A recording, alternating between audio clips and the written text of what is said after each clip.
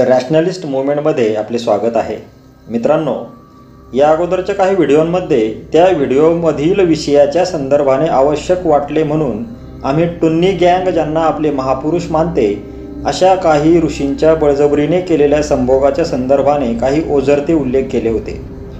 त्याचा टुन्नी गँगला खूपच राग आलेला दिसून आला, कारण त्या गँगच्या तशा कमेंट्स आणि मेसेजेस आम्हाला प्राप्त झाले.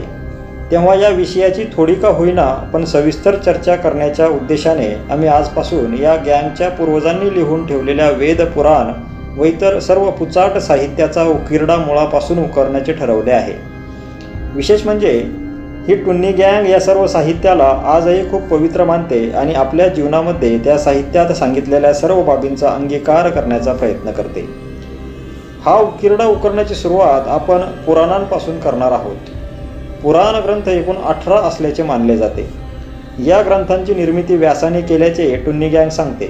अर्थात इतिहास संशोधकांच्या मते ही पुराणे एक नव्हे तर अनेक ब्राह्मण पंडितांनी लिहिलेली असून ती अगदी 19व्या शतकापर्यंत लिहिल्या जात होती. आज आपण या 18 पुराणांमधील एक असलेल्या भविष्य पुराणामधील 5व्या अध्यायाच्या संदर्भाने चर्चा करणार आहोत.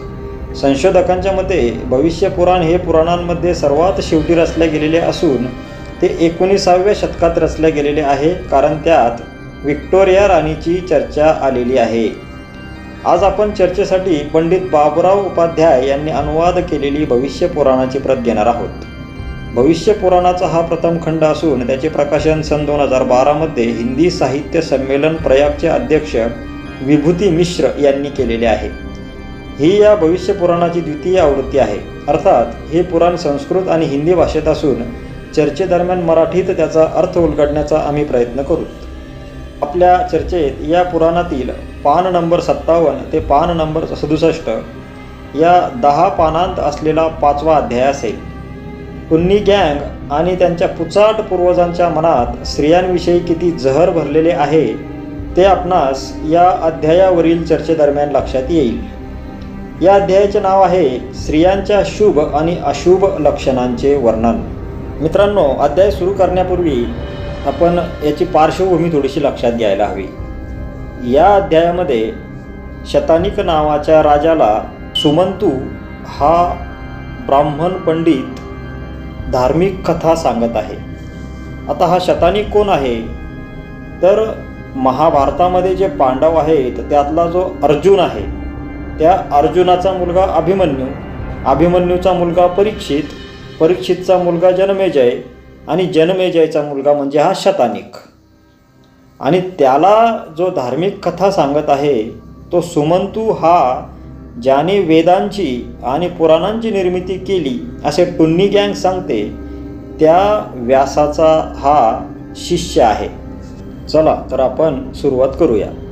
आता या ठिकाणी आपण एक बाब लक्षात घ्यायला हवी की आम्ही या पुराणांमधल्या संस्कृत श्लोकांचा भाग या ठिकाणी वाचून दाखवणार नाहीत, तर त्याचा हिंदी अनुवाद या ठिकाणी आपणासमोर आम्ही मांडत आहोत आणि आवश्यक वाटेल तिथे त्या संदर्भातील आमचे मत आम्ही मराठीमध्ये मांडण्याचा प्रयत्न करू. अध्याय 5वां, स्त्रियों के शुभ और अशुभ लक्षणों का वर्णन. या अध्यायामध्ये हा सुमंतू नावाचा ब्राह्मण त्या शतानिक नावाच्या राजाला स्त्रियांचे शुभ आणि अशुभ लक्षण कोणते असतात ते वर्णन करून सांगत आहे. चला तर मग आता शतानिक सुमंतूला म्हणतोय, हे महामुनी द्विज शार्दूल, मुझे स्त्रियों के लक्षण बताइए. हे नृप, किस प्रकार के लक्षणों वाली कन्या पति को सुख देने वाली होती है. आता यावरती सुमंतू हा जो ब्राह्मण आहे तो काय म्हणतोय बघा. समस्त लोक के कल्याणार्थ स्त्रियों के शुभाशुभ फल देने वाले जिन लक्षणों को पूर्वकाल में ब्रह्मा जी ने बतलाया है उन्हें तुम्हें बतला रहा हूँ. हे महाबाहो, हे नृप, एकाग्र होकर सुनिए. उन सबके सुन लेने पर तुम भी शुभ लक्षणान्वित कन्या के पारखी बन जाओगे. तुमने स्त्रियों के जिन लक्षणों को मुझसे अभी पूछा है उन्हीं को एक बार ऋषियों ने सुखपूर्वक विराजमान सुरश्रेष्ठ ब्रह्मा जी के पास जाकर पूछा था। म्हणजे हे सगळे जे ब्राह्मण ऋषी आहेत ते सगळे त्या ब्रह्माजवळ गेले होते असं त्यांचं म्हणणं आहे। देव ब्रह्मा जी को शीर नम्र कर विधिवत प्रणाम करने के बाद ऋषियों ने यह वचन कहा, हे भगवन, समस्त लोक के कल्याणार्थ श्रियों के शुभाशुभ फल प्रदान करने वाले लक्षणों को हमें बतलाइए, जिससे हम लोग उत्तम एवं निकृष्ट कोटि की कन्याओं की परख कर सके। आता हे ऋषी आहेत, यांनी संन्यास धारण केलेला आहे आणि हे त्या ब्रह्माला काय म्हणतायत की आम्हाला शुभ आणि अशुभ स्त्रिया कोणत्या आहेत त्याचे लक्षणं आम्हाला सांग, म्हणजे आम्हाला त्यांची पारख करता येईल। यांना काय करायचं आहे? हे संन्यासी लोक आहेत, यांना या संसारी लोकांच्या भानगडींशी काय करायचं आहे हा एक महत्त्वाचा प्रश्न आहे। चला पुढे बघूया। उनके वचन सुनकर ब्रह्मा जी ने कहा, स्त्रियों के समस्त लक्षणों को बतला रहा हूँ, सुनिए। सुंदर लाल कमल दल के समान कांतिमान एवं प्रतिष्ठित तलुओं वाले पैर धन्य है, वे स्त्रियों के भाग्य की वृद्धि करने वाले हैं। मित्रांनो ऐका आता काय म्हणतायत ब्रह्मा। जो कराल मांस रहित रूखा और नसों के उभाड़ से युक्त हो, वे स्त्रियों का चरण निस्संदेह दारिद्र्य दौर्भाग्य का देने वाला होता है। सधन, गोली, चिकनी एवं छोटे सुंदर नखों वाली पैर की अंगुलियां स्त्रियों को परम ऐश्वर्य राज्यपद को देने वाली होती है। छोटी उंगलियों वाली स्त्रियां दीर्घजीवी होती है, किंतु छोटी और बिरली जो एक में मिली न हो अंगुलियां धनहानि करने वाली होती है। मूल स्थान पर टेढ़ी रहने वाली अंगुलियां दारिद्र्य की सूचक है। मोटी अंगुलियों से दासता की प्राप्ति होती है। हे द्विजवृंद, अत्यंत सूक्ष्म परस्पर एक दूसरे पर चढ़ी हुई एवं गोले पर्व वाली अंगुलियों से युक्त स्त्री अनेक पतियों को मारकर दासी होती है। बघा ब्रह्मा इथं त्या टुन्नी गँगला म्हणजे त्या ऋषींना काय सांगतोय, ज्या स्त्रीच्या हाताला अपंगत्व आलेलं आहे अशा स्त्रीच्या संदर्भाने बोलत आहे। म्हणजे अपंग स्त्री ही कोण असते तर पतीला मारून दासी झालेली असते। म्हणजे किती विकृत विचार आहे लक्षात घ्या आपण। चला पुढे बघूया।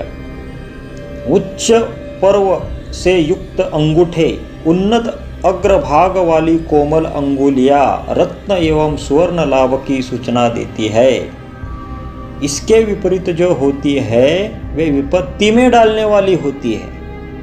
चिकने नखों से सौभाग्य की प्राप्ति होती है, लाल नखों से प्रचुर धन मिलता है, उन्नत नखों से अनेक पुत्रों की प्राप्ति होती है एवं सूक्ष्म नखों से राजत्व की प्राप्ति होती है।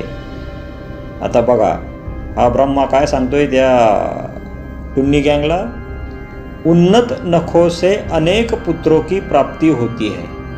आता त्या नखांचा आणि मुलं होण्याचा काय संबंध आहे?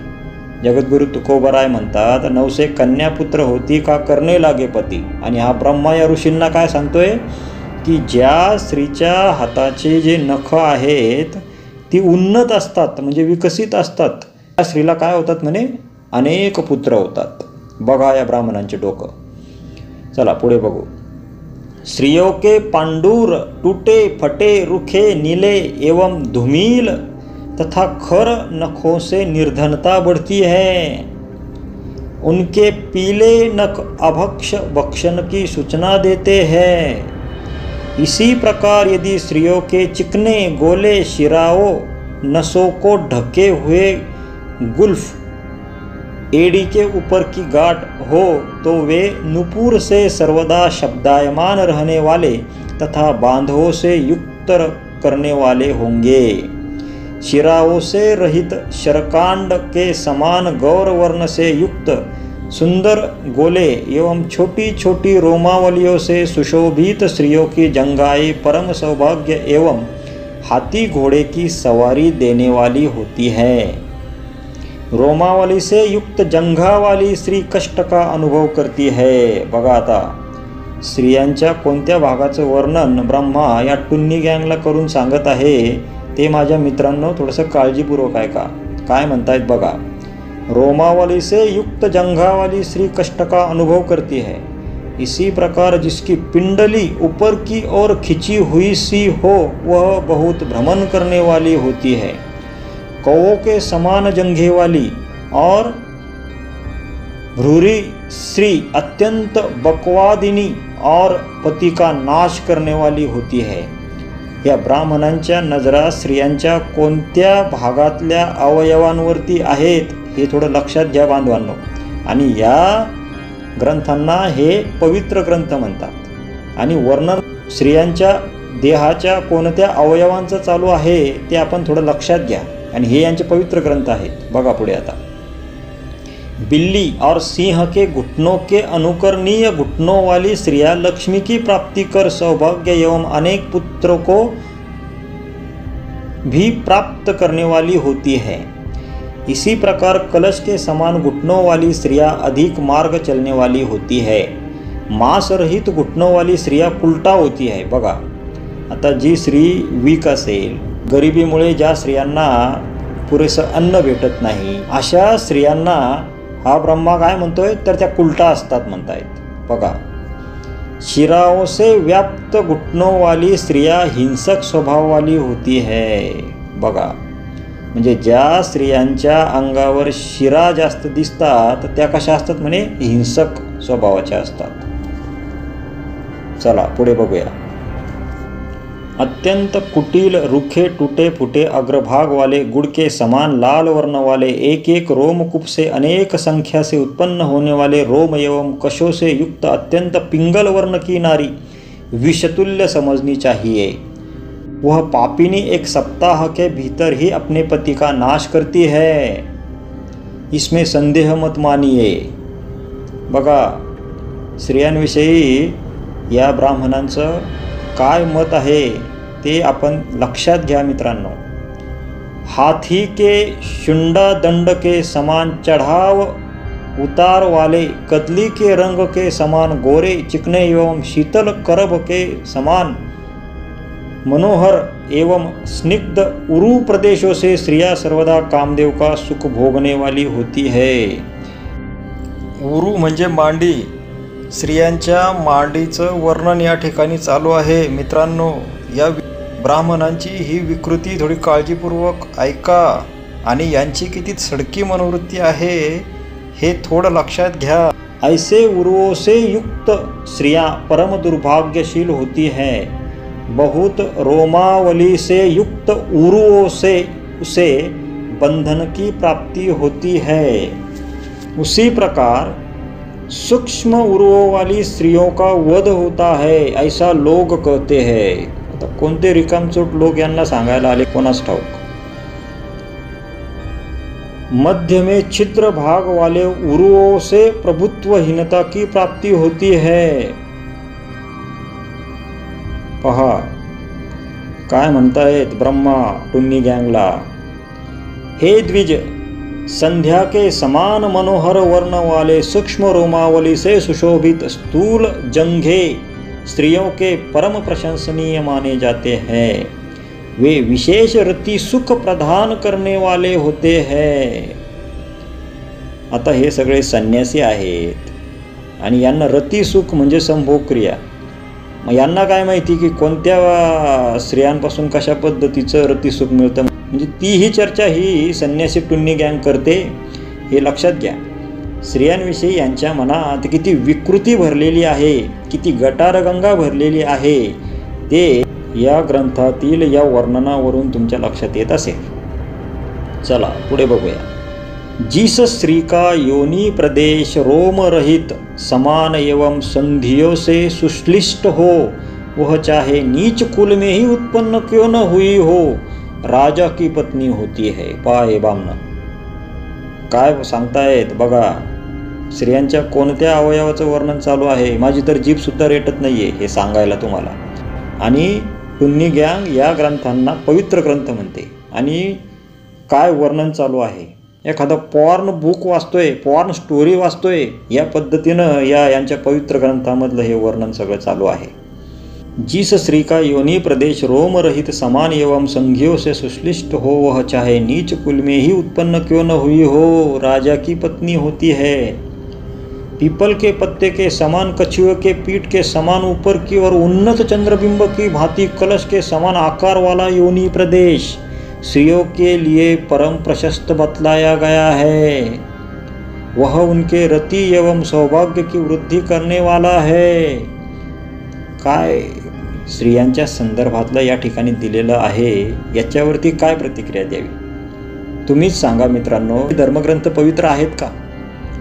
माझ्या मराठा, OBC, ST या मित्रांना माझी विनंती आहे की त्यांनी, या ब्राह्मणांनी त्यांच्यावरती जे धर्मग्रंथ पवित्र आहेत असं वारंवार बिंबवलेलं आहे, त्यांनी एकदा डोळे उघडे ठेवून हे ग्रंथ एकदा वाचावेत आणि त्यात काय गटारगंगा भरलेली आहे ती स्वतःच्या डोळ्याने एकदा बघावी आणि नंतर या ग्रंथांना पवित्र आणि महान ग्रंथ म्हणावेत काय, किंवा ज्या ब्राह्मणी पूर्वजांना आपल्यावरती देवदेवता म्हणून, साधू म्हणून, ऋषी म्हणून थोपवलेलं आहे, ते त्या लायकीचे आहेत काय, हेही आपण प्रत्यक्ष स्वतःच्या डोळ्याने आता बघितलं पाहिजे, वाचलं पाहिजे. आता तुम्हाला वाचण्याचा अधिकार आहे. अगोदरच्या काळात वाचण्याचा अधिकार नव्हता, पण आता आहे.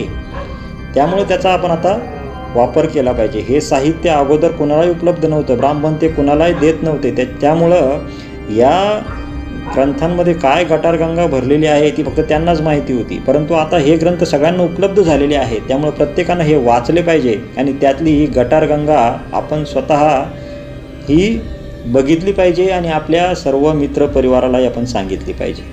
चला पुढे बघूया.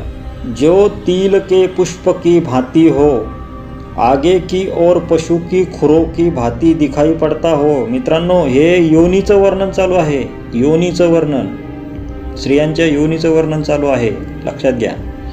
जो तिल के पुष्प की भांति हो, आगे की ओर पशु की खुरों की भांति दिखाई पड़ती हो, ऐसे 2 प्रकार के योनि प्रदेश दरिद्रता एवं दूसरे की दासता करने वाले होते हैं. किती विकृत विचार आहेत मित्रांनो. काय लिहिलंय या ग्रंथांमध्ये एकदा वाचा. म्हणजे योनीच्या आकारावरून सुद्धा भविष्यामध्ये काय करतील ते हे ब्राह्मण आपल्या धर्मग्रंथांमध्ये लिहून ठेवत. बघा यांचे डोके.